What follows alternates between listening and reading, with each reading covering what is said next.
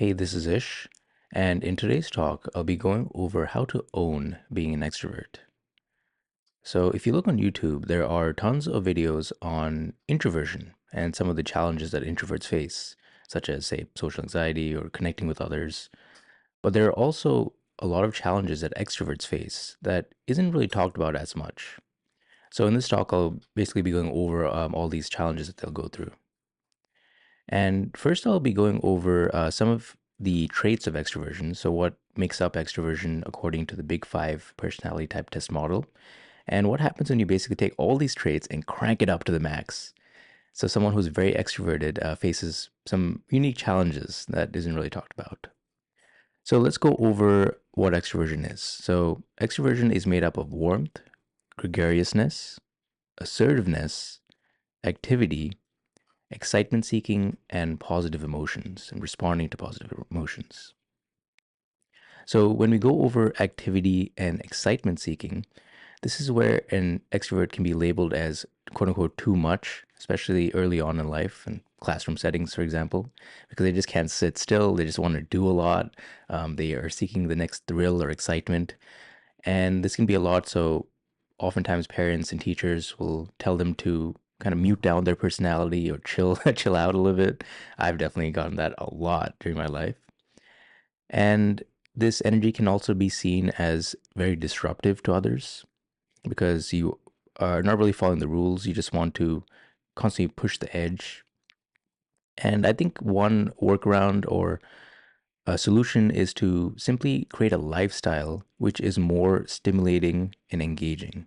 So this can be in hobbies, the friends that you hang around with, the places like to go, the environments you surround yourself in. Just because realize that if you try to fit in to more chill and tame environments, you will feel this internal tension because there is some part of you that simply just wants to do more, be more, to be more active.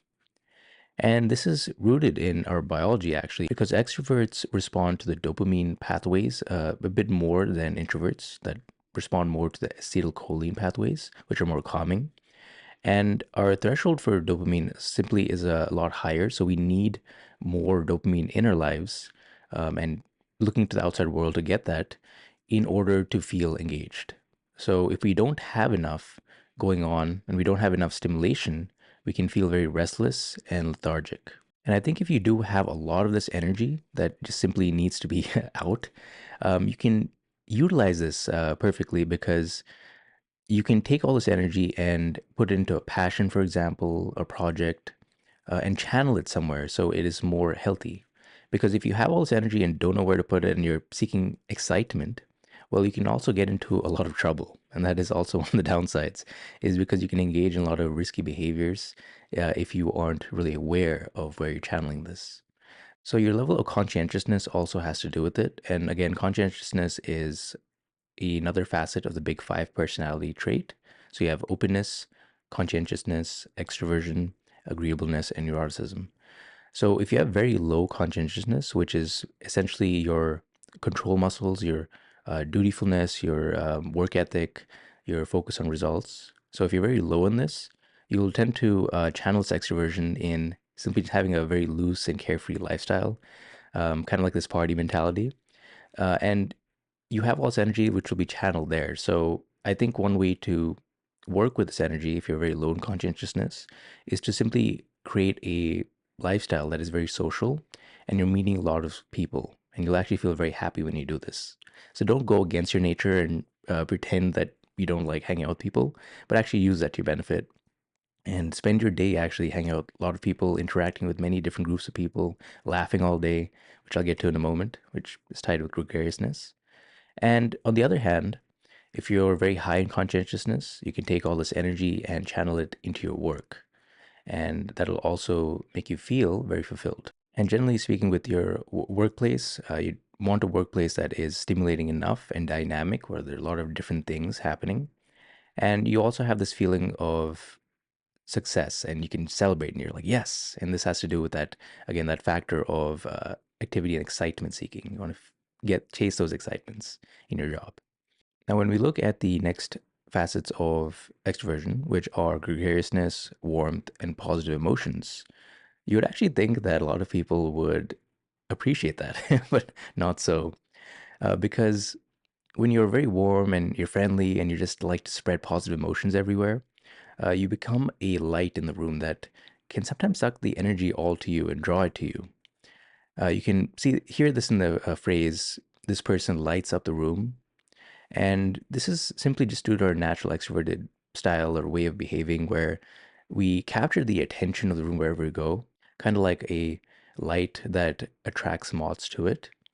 And the challenge here, when you're very high in these facets and you crank up the dial in all these and gregariousness, warmth, and positive emotions, is that other people can actually feel threatened or jealous of this energy.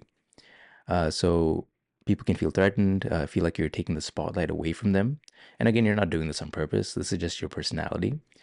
And people can also tell you to get serious, that you're taking life a little bit too lax, you're too playful. And in some environments, especially some working environments, this is not really acceptable. So people will try to push you down or say, hey, you need to tone your personality down. And of course, there are a lot of negative people in the world. A lot of our social media and news outlets skew more to the negative than the positive. So, as a result of this, your natural light can be suppressed. So, I think the solution here and the work here is to do some inner work of simply accepting that side of you, not trying to operate out of shame or try to suppress it on your own. But then the second part is also to find people that appreciate this natural light.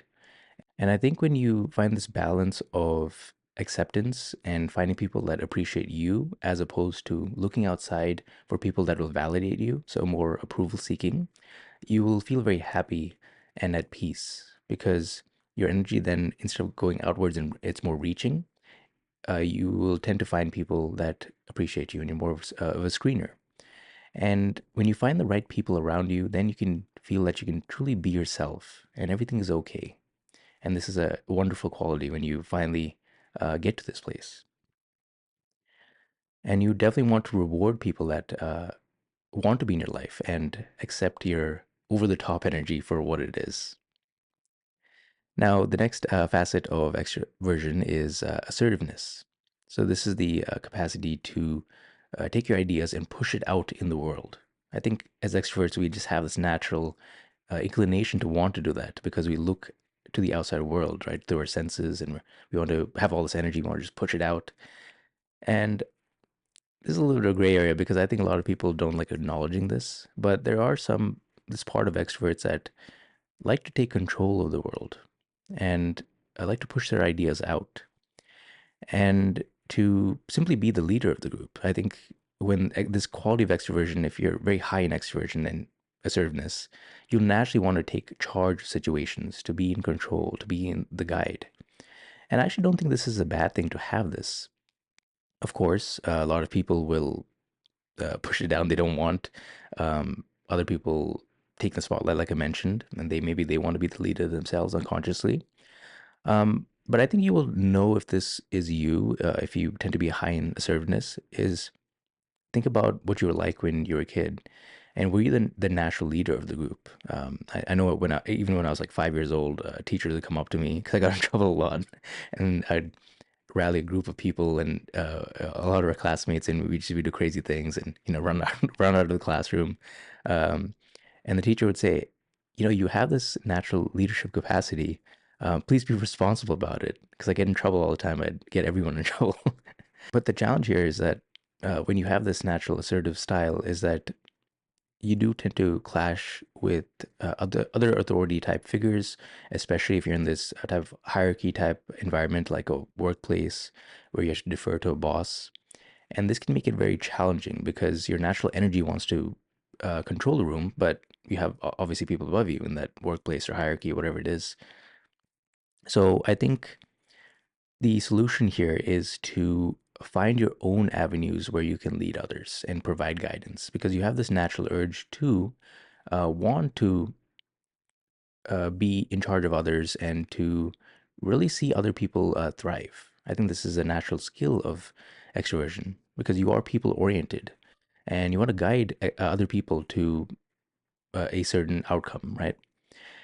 And if you do your own things, like say teaching on your own, like so here I have my various platforms where I teach others or guide others in certain way, and form your own group and then lead others. Well, this can satiate this natural capacity to want to be a leader in you. So I think this can work out pretty well, and I don't think you should fight it and pretend that you don't have this quality when you do. So I hope you like this talk on extroversion and some of the challenges that extroverts face, just due to some of their traits being cranked up pretty high. Because when you take these traits of warmth, gregariousness, assertiveness, activity, excitement seeking, positive emotions, and just crank them all the way up, well, this could be a lot for other people. But if you learn to navigate that and find the people that really reward and like this type of energy, well, your experience of life completely changes, and you are the light in this world. So simply just be who you are and find the people that love you for you. So thank you again for watching this.